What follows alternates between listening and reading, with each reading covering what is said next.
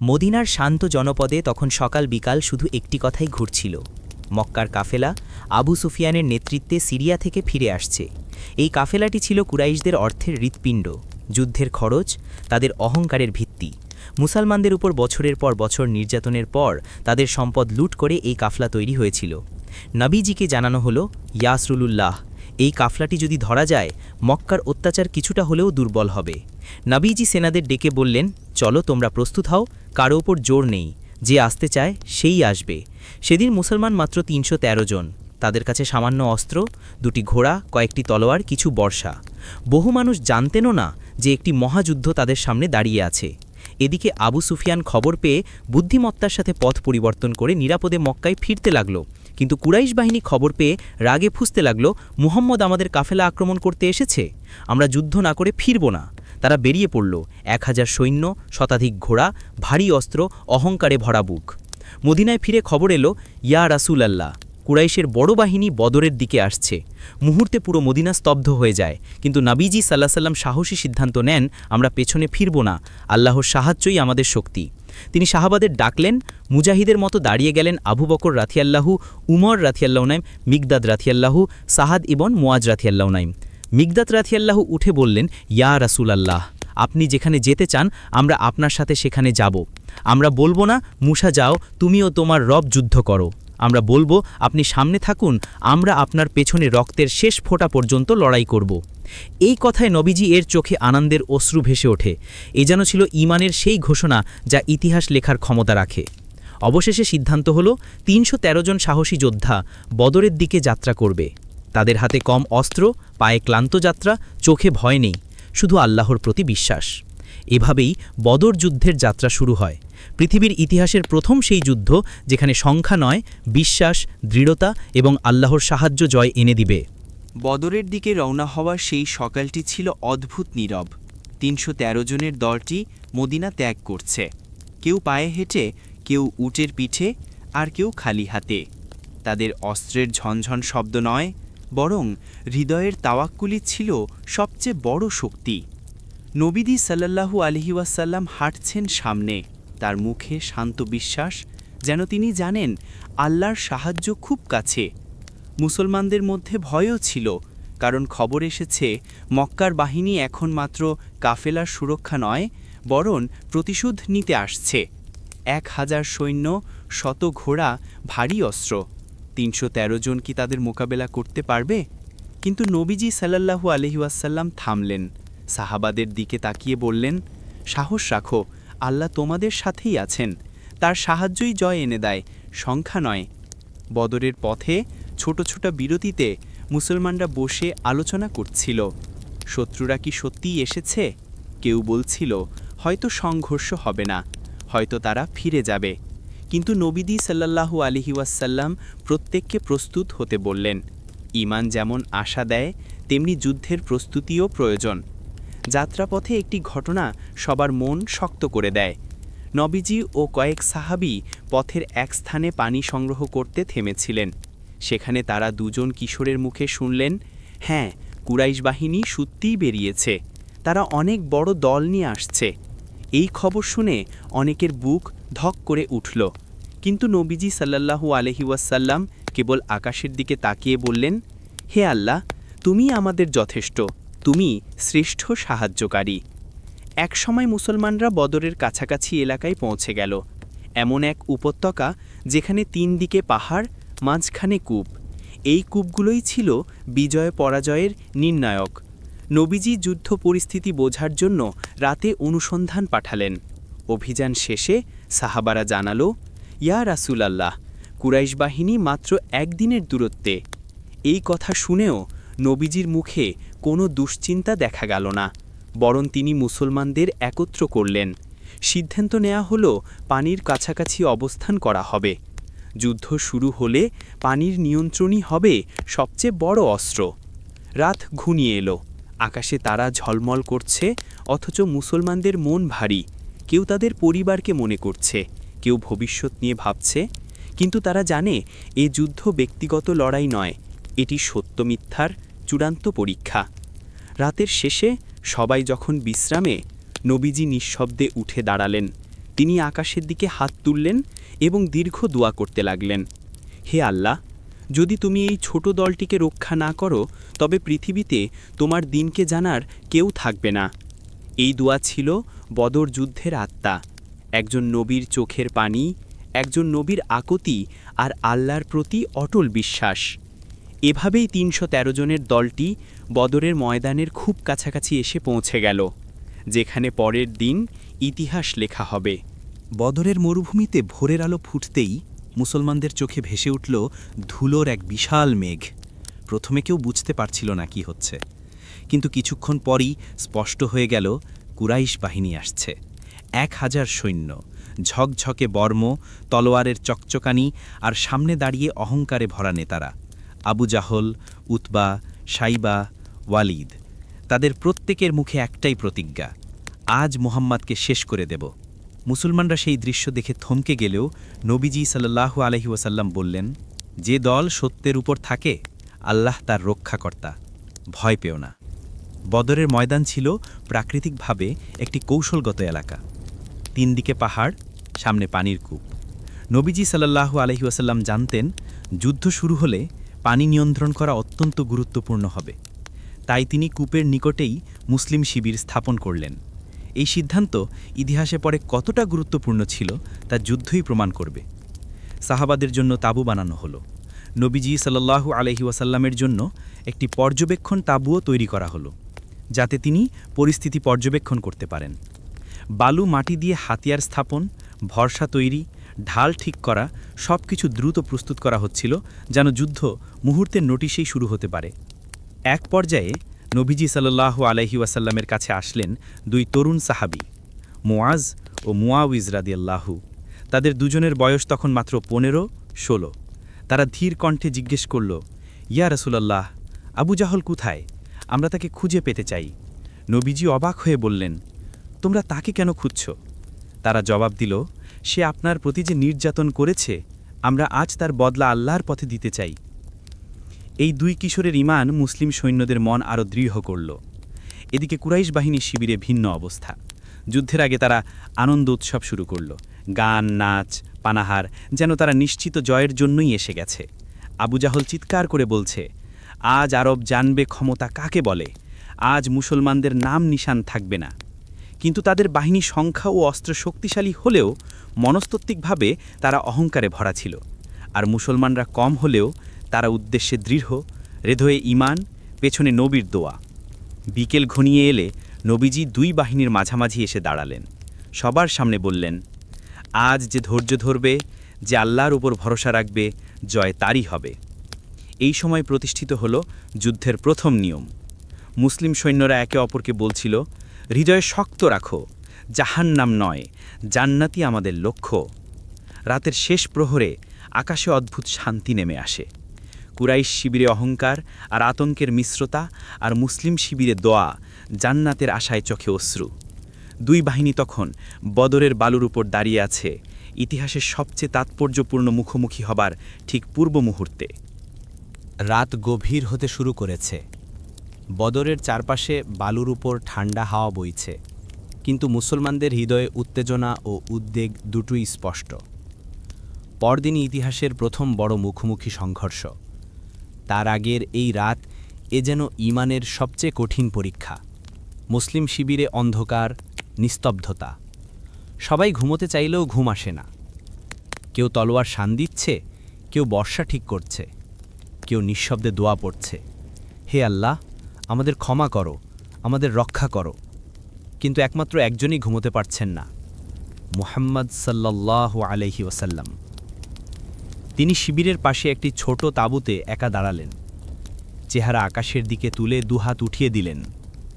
তার দোয়ায় কাঁপছিল পুরো রাত, হে আল্লাহ, যদি আজ এই ৩১৩ জন ধ্বংস হয়ে যায়, পৃথিবীতে আর কেউ থাকবে না যে তোমার নাম স্মরণ করবে। হে আল্লাহ, তোমার সাহায্য দাও, তোমার সাহায্য ছাড়া আমাদের কোনো শক্তি নেই। সাহাবারা তাঁবুর বাইরে দাঁড়িয়ে শুনছিলেন। তাঁবুর ভেতর থেকে দীর্ঘ কান্নার শব্দ আসছিল। নবীজি সাল্লাল্লাহু আলাইহি ওয়াসাল্লামের চোখের পানি পোশাকে ভিজে যাচ্ছিল। আল্লাহর প্রতি এমন আত্মসমর্পণ, এটি শুধু একজন নবীর পক্ষেই সম্ভব। এদিকে কুরাইশ বাহিনী উল্লাসে মেতে আছে। তারা গান করছে, আগুন জ্বালিয়ে আনন্দ করছে, যেন নিশ্চিত জয় নিয়ে এসেছে। অথচ তারা জানে না, আল্লাহর সিদ্ধান্ত বদরের এই রাতেই লেখা হচ্ছে। রাতের গভীরে হঠাৎ আকাশ বদলে গেল। কালো মেঘ জমে উঠল, বাতাস ঠান্ডা হলো। কিছুক্ষণের মধ্যে নরম বৃষ্টি শুরু হলো। এই বৃষ্টি ছিল শুধুই বৃষ্টি নয়, এ ছিল এক অলৌকিক রহমত। মুসলিম শিবিরে যেখানে বালু নরম ছিল, বৃষ্টি সেই বালুকে শক্ত করে দিল। চলাফেরা সহজ হলো, অবস্থান স্থির হলো। কিন্তু কুরাইশ বাহিনীর এলাকায় বৃষ্টি কাদাকড়ি করল। তাদের ঘোড়া পিছলে যাচ্ছিল, শিবির দুর্বল হয়ে পড়ছিল, চলাফেরা কঠিন হয়ে গেল। একই বৃষ্টি দুই বাহিনীর জন্য দুই ভিন্ন ফল। এটি আল্লাহর পক্ষ থেকে প্রথম বিজয়ের বার্তা। নবীজি বৃষ্টির পানিতে অজু করলেন, শান্ত মুখে সাহাবাদের বললেন, আল্লাহ তার রহমত পাঠিয়েছেন, আগামীকাল আল্লাহর সাহায্য তোমরা চোখে দেখবে। সাহাবাদের মনোবল মুহূর্তেই বেড়ে গেল। অন্ধকারের রাতে তারা অনুভব করতে লাগল তারা একা নয়, তাদের সাথে আছেন আল্লাহ, তার ফেরেশতারা আর দোয়ার শক্তিতে ভরপুর একজন নবী। রাতের শেষে হালকা বৃষ্টির ফোঁটা, ঠান্ডা হাওয়া, বালুর উপর একটা রহস্যময় শান্তি। এ যেন যুদ্ধের আগের নিঃশব্দ ঘোষণা। জয়ের সংখ্যা দিয়ে নয়, ঈমান দিয়ে নির্ধারিত হয়। পরদিন সকালেই বদরের ময়দানে শুরু হবে সেই লড়াই, যা চিরকালের জন্য বিশ্বকে বদলে দেবে। সকাল ঘনিয়ে এলো। বদরের ময়দান ছিল সাদা বালুর বিশাল সমতল, চারপাশে পাহাড় আর দূরে কুড়িয়ে থাকা ঝোপঝাড়। কুরাইশ বাহিনী 1000 সৈন্য নিয়ে দাঁড়িয়ে আছে। বর্মের ঝনঝনানি, ঘোড়ার নড়াচড়া, তলোয়ারের ঝলকানি। মুসলমানরা সংখ্যা কম, অস্ত্রও কম, কিন্তু হৃদয়ের দৃঢ় বিশ্বাস, আল্লাহ আমাদের সাথে থাকবেন। নবীজি সাল্লাল্লাহু আলাইহি ওয়াসাল্লাম সৈন্যদের মধ্যে দাঁড়িয়ে বললেন, যে আল্লাহর দিকে ভরসা রাখে তিনি তাকে কোনো বিপদে ছাড়েন না। সাহস রাখো, আমাদের লড়াই শুধু দুনিয়ার জন্য নয়, আল্লাহর পথে।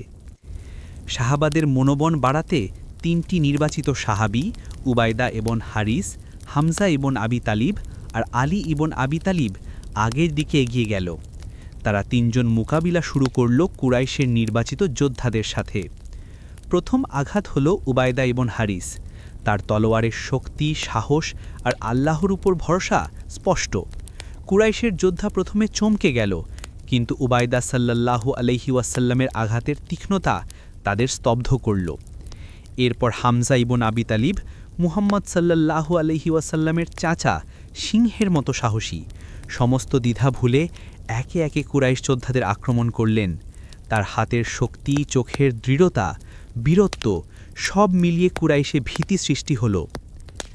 সবচেয়ে ছোট সাহাবী আলী ইবন আবি তালিব, তখন বয়স মাত্র 20, কিন্তু কল্পনা করুন তার সাহস, তেজ, চতুরতা সব কিছু একত্র হয়ে কুরাইশকে ধাক্কা দিতে লাগল। 3 বীরের এই আঘাত শুধু শারীরিক নয়, মনস্তাত্ত্বিকও ছিল। মুসলিম বাহিনী একেবারে বিপদে থাকলেও তাদের আত্মবিশ্বাস ফিরে পেল। এই আঘাতের পর নবীজি সাল্লাল্লাহু আলাইহি ওয়াসাল্লাম দাঁড়িয়ে বললেন, দেখলে কি তুমি ভেবেছিলে সংখ্যার অস্ত্র জয় নির্ধারণ করে? না, জয় নির্ধারণ করে শুধু ঈমান। 3 বীরের সাহস আর ঈমান মুসলিমদের মধ্যে এমন প্রেরণা সৃষ্টি করল, যা পরবর্তীতে পুরো যুদ্ধ জুড়ে প্রভাব ফেলবে। কুরাইশ সৈন্যরা বুঝতে শুরু করল, ছোট দল হলেও মুসলিমদের হৃদয় আল্লাহর আলোয় আলোকিত। সারা ময়দানই যেন জীবন্ত হয়ে উঠল। বালু উড়ে যাচ্ছে, ঘোড়া হুঁশিয়ার, মানুষের চিৎকার, তবে মুসলিমদের মুখে দৃঢ়তা। নবীজি আকাশের দিকে তাকিয়ে বললেন, হে আল্লাহ, তুমি আমাদের সাহায্য দাও, যারা তোমার পথে লড়ছে তাদের বিজয় দাও। এই প্রথম আঘাতেই পরিষ্কার হল, বদর যুদ্ধ শুধু শারীরিক লড়াই নয়, এটা ঈমানের পরীক্ষা, সাহসের পরীক্ষা, আল্লাহর সাহায্যের পরীক্ষা। বদরের সমতল ময়দানে যুদ্ধ শুরু হল। মুসলিমদের সংখ্যা মাত্র 313, কিন্তু তাদের হৃদয়ে ঈমানের অগ্নিশিখা জ্বলে। কুরাইশ 1000 সৈন্যের বিশাল বাহিনী নিয়ে এগোচ্ছে, অহংকারে ভরা। তবে তারা জানে না, এ যুদ্ধ শুধুই শারীরিক নয়, এখানে ঈমান ও আল্লাহর সাহায্যই হবে নির্ধারক। মুহাম্মদ সাল্লাল্লাহু আলাইহি ওয়াসাল্লাম প্রথমেই যুদ্ধের কেন্দ্রভূমিতে দাঁড়ালেন। তার চারপাশে সাহাবারা শক্তভাবে অবস্থান নিল। এক মুহূর্তেই কুরাইশদের সামনে তলোয়ারের ঝলকানি, ভোরসার আঘাত, চিৎকার সব মিলিয়ে যুদ্ধের দৃশ্য ভয়ঙ্কর। কিন্তু আল্লাহর সাহায্য শুরু হল। মুসলিমদের হৃদয়ে অদৃশ্য শক্তি প্রবেশ করল। তলোয়ার চালানোর সময় সাহাবারা যেন অতি প্রাকৃত শক্তি পাচ্ছে। ঘোড়া হঠাৎ চুপচাপ সঠিক পথে চলছে। কুরাইশদের বল ছিল কিন্তু বিভ্রান্তি। তারা জানে না মুসলিমদের সংখ্যা কম, কিন্তু তাদের আত্মবিশ্বাস ও ঈমান কুরাইশকে ভয় দেখাচ্ছে। একজন সাহাবী সাহাদ ইবেন মোয়াজ চিৎকার করে বলল, ভয় পাবেন না, আল্লাহ আমাদের সাথে। এই চিৎকার পুরো মুসলিম বাহিনীকে শক্তি জোগাল। কুরাইশ যোদ্ধারা নিজেদের সংখ্যা ও অস্ত্রের উপর ভরসা করলেও এই ঈমানী শক্তির মুখোমুখি হেরে যাচ্ছে। মুহাম্মদ সাল্লাল্লাহু আলাইহি ওয়াসাল্লাম বৃষ্টি হওয়া বালুর মধ্য দিয়ে তীক্ষ্ণ দৃষ্টি চালাচ্ছেন। তিনি জানেন যে সময় কুরাইশ বিভ্রান্ত হচ্ছে সেই সময়ই মুসলিমদের আক্রমণ সর্বোচ্চ হতে হবে। কিছুক্ষণে দেখা গেল কুরাইশের কিছু সৈন্য পালানোর চেষ্টা করছে, তাদের মনোবল ভেঙে যাচ্ছে। এক্ষেত্রে আল্লাহর সাহায্য দৃশ্যমান হল। ফেরেশতারা মুসলিম সৈন্যদের পাশে এসে দাঁড়াচ্ছে। মুসলিমরা এগুচ্ছে যেন অদৃশ্য শক্তি তাদের প্রেরণা দিচ্ছে। যুদ্ধের এই কেন্দ্রীয় লড়াই প্রমাণ করল শক্তি নয়, ঈমানই জয় নির্ধারণ করে। এই কেন্দ্রীয় লড়াইয়ে প্রতিটি আঘাত ছিল কৌশল, প্রতিটি পদক্ষেপ ছিল আল্লাহর নির্দেশ। মুসলিম সৈন্যরা দেখল তাদের সাহস, ঐক্য ও ঈমান কুরাইশের বিশাল বাহিনীর সামনে শক্তিশালী হয়ে উঠেছে। এভাবেই বদরের যুদ্ধে প্রথম বড় মনস্তাত্ত্বিক প্রভাব পড়ল। কুরাইশের বিভ্রান্তি শুরু হল, মুসলিমদের আত্মবিশ্বাস অটল থাকল এবং আল্লাহর সাহায্য দৃশ্যমান হল যুদ্ধক্ষেত্রে। যুদ্ধের মাঝের সময় মুসলিম সৈন্যরা হঠাৎ অনুভব করল এক অদ্ভুত শক্তি তাদের সঙ্গে আছে। তলোয়ার, বর্ষা, ঘোড়ার চাল সবকিছু যেন স্বয়ংক্রিয়ভাবে ঠিক হচ্ছে। সাহাবারা অবাক, এ কি কৌশল নাকি অলৌকিক কিছু ঘটছে? মুহূর্তে নবীজি সাল্লাল্লাহু আলাইহি ওয়াসাল্লাম আল্লাহর দিকে চোখ তুলে বললেন, হে আল্লাহ, যুদ্ধে আমাদের সাহায্য দাও, আমাদের ওপর রহমত নেমে আসুক। এই দোয়ার সঙ্গে সঙ্গে বদরের ময়দানে ফেরেশতাদের উপস্থিতি দৃশ্যমান হল। কেবল সাহাবারা দেখছিল না, কুরাইশ যোদ্ধারাও কিছু অদ্ভুত পরিবর্তন লক্ষ্য করছিল। মুসলিমরা যেমন শক্তিশালী হচ্ছে, কুরাইশের মনোবল তেমনি ভেঙে যাচ্ছে। সাহাবারা ওমর, আলী, হামজা, মেগদাদ প্রত্যেকেই তলোয়ার হাতে এগোচ্ছে। তাদের আঘাত এতই তীক্ষ্ণ যেন স্বর্গীয় শক্তি তাদের হাতে প্রবেশ করেছে। মুসলিম সৈন্যরা দেখল যে ছোট দল কখনো হেরে যাবে বলে ভেবেছিল, তারা অবশেষে কৌশল এবং ঈমানের শক্তিতে কুরাইশকে দমিয়ে দিচ্ছে। কুরাইশ যোদ্ধারা একে অপরকে চিৎকার করে বলছে, এই ছোট দল কিভাবে এত শক্তিশালী হলো? আমাদের সংখ্যা ও অস্ত্রই তো বেশি। তারা বুঝতে পারল এ যুদ্ধে জয় নির্ধারিত হচ্ছে শুধুমাত্র আল্লাহর ইচ্ছা ও মুসলিমদের বিশ্বাসের মাধ্যমে। ফেরেশতারা যুদ্ধের প্রতিটি মুহূর্তে মুসলিম সৈন্যদের পাশে উপস্থিত, আক্রমণ চালাতে সহায়তা করছে, আঘাত প্রতিহত করছে। কুরাইশ বাহিনী ধাক্কা খাচ্ছে, বিভ্রান্ত হচ্ছে, তাদের আত্মবিশ্বাস ভেঙে পড়ছে। নবীজি সাল্লাল্লাহু আলাইহি ওয়াসাল্লাম সৈন্যদের প্রতি বললেন, এগুলো আল্লাহর সাহায্য, লড়াই চালাও, ভয় পাও না। যারা আল্লাহর পথে দাঁড়ায় তারা কখনো হারবে না। এই মুহূর্তেই মুসলিমদের মধ্যে এক শক্তি সৃষ্টি হল। শারীরিক কৌশল নয়, ঈমান ও ভরসা তাদের অজানা শক্তি। এই ছিল বদরের যুদ্ধের সেই মুহূর্ত যেখানে সংখ্যা নয়, মনোবল, ঈমান ও আল্লাহর সাহায্য জয় এনে দিল। বদরের সমতল ময়দানে যুদ্ধের মধ্যেই দেখা গেল কুরাইশ বাহিনীর মনোবল ক্রমেই ভেঙে যাচ্ছে। তাদের নেতা আবু জাহাল, উতবা ইবন রাবি, সাইবা, তাদের মুখে আত্মবিশ্বাস নেই। সাহসের স্থলে ভয়, পরিকল্পনার স্থলে বিভ্রান্তি। মুসলিমদের দৃঢ় অবস্থান এবং আল্লাহর সাহায্য তাদের উপর অদৃশ্য চাপ সৃষ্টি করছে। নবীজি সাল্লাল্লাহু আলাইহি ওয়াসাল্লাম পুরো ময়দান পর্যবেক্ষণ করছেন, চোখে দৃঢ়তা, হৃদয়ে ধৈর্য। তিনি সাহাবাদের দিকে তাকিয়ে বললেন, ভয় কেবল আল্লাহর জন্য, প্রতিটি আঘাত এবং প্রতিটি পদক্ষেপে আল্লাহর সাহায্য স্মরণ করো। এই মুহূর্তে মুসলিম বাহিনী আক্রমণ শুরু করল। আলী রাদিয়াল্লাহুর হাতে তলোয়ার, হামজা রাদিয়াল্লাহুর শক্তিশালী ধাক্কা, মিকদাদ রাদিয়াল্লাহুর সাহস, সব মিলিয়ে কুরাইশের যোদ্ধাদের অবস্থা ক্রমেই খারাপ হচ্ছে। কিছুক্ষণে তাদের কয়েকজন প্রধান যোদ্ধা নিহত হল। কুরাইশ নেতারা অবাক হয়ে বলল, আমরা কি সত্যি হারতে যাচ্ছি? আমাদের সংখ্যা, অস্ত্র, অভিজ্ঞতা সবই তাদের তুলনায় বেশি, কিন্তু আমরা ভীত হচ্ছি। তাদের বিভ্রান্তি আরও বেড়ে গেল। কিছু সৈন্য পালানোর চেষ্টা করল, কিন্তু মুসলিম সৈন্যরা তাদের প্রতিহত করছে। নবীজি সাল্লাল্লাহু আলাইহি ওয়াসাল্লাম সাহাবাদেরকে বললেন, যে কেউ আত্মবিশ্বাস রাখে আল্লাহ তার পাশে আছেন, যারা ভয় পায় তারা হারবে। এই মুহূর্তে মুসলিম সৈন্যদের মধ্যে এক অদৃশ্য শক্তি জন্মাল। তারা শুধু শারীরিক আক্রমণ করছে না, তাদের আঘাত যেন মনস্তাত্ত্বিকও। কুরাইশদের পদক্ষেপ ভ্রান্ত হয়ে যাচ্ছে, তারা অগোচরে একে অপরের পথ অবরুদ্ধ করছে। ফেরেশতারা মুসলিমদের পাশে অবস্থান করছে, আক্রমণকে শক্তিশালী করছে। কুরাইশ বাহিনী হাল ছেড়ে দিচ্ছে না, কিন্তু তাদের আত্মবিশ্বাস ক্রমেই ভেঙে যাচ্ছে। বদরের এই আক্রমণই প্রথম পর্যায়ে প্রমাণ করল, মুজাহিদদের বিজয় নির্ধারণ করছে আল্লাহর সাহায্য এবং দৃঢ় বিশ্বাস, সংখ্যা নয়। বদরের ময়দানে উত্তেজনা চূড়ান্ত পর্যায়ে। কুরাইশ বাহিনী, যা সংখ্যায় মুসলিমদের 3 গুণের বেশি, ধীরে ধীরে মনোবল হারাতে শুরু করেছে। তাদের কিছু প্রধান যোদ্ধা উতবা, সাইবা, আবু জাহল অবাক হয়ে দেখছে কিভাবে মুসলিমরা তাদের আক্রমণ প্রতিহত করছে এবং আক্রমণ চালাচ্ছে। এই সময় মুসলিমদের সাহাবারা নিজেরাই ইতিহাস রচনা করছে। আলীরা অসাধারণ চতুর্য দিয়ে কৌশলগত আক্রমণ চালাচ্ছেন। হামজারা ও মিকদাদ রায়ের সাহস কুরাইশদের ভীত করছে। উমররা দ্রুত ঘোড়া চালিয়ে শত্রুর দিক থেকে আক্রমণ করছে। প্রথমে দেখা গেল উতবা ও সাইবা নিহত। তাদের মৃত্যু কুরাইশের সৈন্যদের মধ্যে ভয় সৃষ্টি করল। কিছু সৈন্য পালানোর চেষ্টা করল। তবে নবীজি সাল্লাল্লাহু আলাইহি ওয়াসাল্লাম সতর্ক করলেন, অত্যাচারীদের ধ্বংস হলে পৃথিবীতে শান্তি আসবে। সাহস রাখো, আল্লাহ আমাদের সাথে আছেন। সাহাবাদের মধ্যে বিশ্বাস ও মনোবল ক্রমেই বেড়ে গেল। তারা জানত, এ যুদ্ধে সংখ্যা নয়, ঈমানই জয় নির্ধারণ করবে। ছোট আক্রমণ থেকে বড় আক্রমণ, প্রত্যেক পদক্ষেপে মুসলিমরা দৃঢ়। আবু জাহল, যিনি মুসলিমদের সবচেয়ে নিষ্ঠুরভাবে নির্যাতন করেছিলেন, ঘুরে দেখলেন তার বাহিনী ছত্রভঙ্গ। সাহাবাদের আঘাত ও আল্লাহর সাহায্যে কুরাইশ ধ্বংসের পথে। অবশেষে আবু জাহলও নিহত হলেন।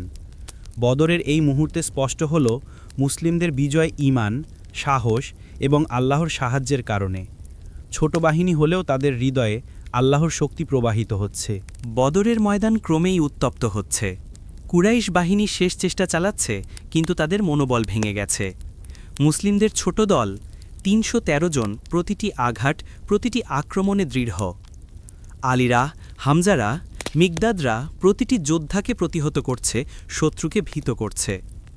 নবীজি সাল্লাল্লাহু আলাইহি ওয়াসাল্লাম পর্যবেক্ষণ করছেন, প্রতিটি মুহূর্তে সাহাবাদের মনোবল বাড়াচ্ছেন। তিনি বললেন, সাহস রাখো, জয় নির্ধারণ করছে আল্লাহর ইচ্ছা, সংখ্যা নয়। কুরাইশের প্রধান যোদ্ধাদের পতনের পর বাকিরা ভয় পেয়ে পালানোর চেষ্টা করল। মুসলিমরা তাদের অনুসরণ করছে, কিন্তু নবীজি সাল্লাল্লাহু আলাইহি ওয়াসাল্লাম বাধা দিলেন, ধ্বংস করো না যারা পালাচ্ছে, তাদের উপর নির্দয় হয়ো না, আল্লাহ বিচার করবেন। এই নিয়ন্ত্রণই পরবর্তীতে মুসলিমদের নৈতিক উচ্চতা প্রদর্শন করল। সাহাবারা যুদ্ধক্ষেত্রে বিজয় অর্জন করলেও মানবিকতা হারাননি। বিজয় শুধু শারীরিক নয়, ঈমান এবং আল্লাহর সাহায্যের প্রতিফলন। বদরের এই যুদ্ধে মুসলিমদের জয় নিশ্চিত হল। সংখ্যা কম হলেও দৃঢ় বিশ্বাস, সাহস এবং আল্লাহর সাহায্য তাদের বিজয় এনে দিল। কুরাইশের আত্মবিশ্বাস চূর্ণ হল, তাদের অভ্যন্তরীণ বিভ্রান্তি ও ভয় তাদের পরাজয় নিশ্চিত করল। এই যুদ্ধ পৃথিবীর ইতিহাসে প্রমাণ করল, সত্যের পাশে থাকা, ঈমান এবং আল্লাহর সাহায্যের উপর ভরসা জয় নিশ্চিত করে। বদরের এই বিজয় মুসলমানদের জন্য আত্মবিশ্বাস, সাহস এবং ইতিহাসের এক মাইল ফলক হয়ে রয়ে গেল। বদরের যুদ্ধ শেষে ময়দান নীরব হয়ে গেছে। সূর্য উদিত হয়েছে, আর বালুর উপর ছড়িয়ে আছে যুদ্ধে নিহতদের ছায়া। মুসলিম সৈন্যরা ক্লান্ত, কিন্তু মুখে আনন্দের ছাপ। তারা দেখছে, অল্প সংখ্যক হলেও তারা জয়ী হয়েছেন। কুরাইশের মৃতদেহ, শরণার্থী সৈন্যদের মধ্যে বিভ্রান্তি এবং ছিন্ন শীর্ণ শিবির সবকিছুই ইতিহাসের সাক্ষী। নবীজি সাল্লাল্লাহু আলাইহি ওয়াসাল্লাম সাহাবাদের পাশে দাঁড়িয়ে চাইলেন পরিস্থিতি মূল্যায়ন করতে। তিনি বললেন, আল্লাহর সাহায্য আমাদের সঙ্গে ছিল। যারা বিশ্বাসের পথে লড়েছে তারা বিজয়ী হয়েছে।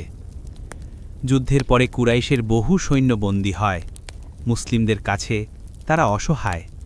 সাধারণত এ সময় প্রতিশোধ নিতে পারত মুসলমানরা, কিন্তু নবীজি সাল্লাল্লাহু আলাইহি ওয়াসাল্লাম তাদের সঙ্গে ন্যায়পরায়ণ।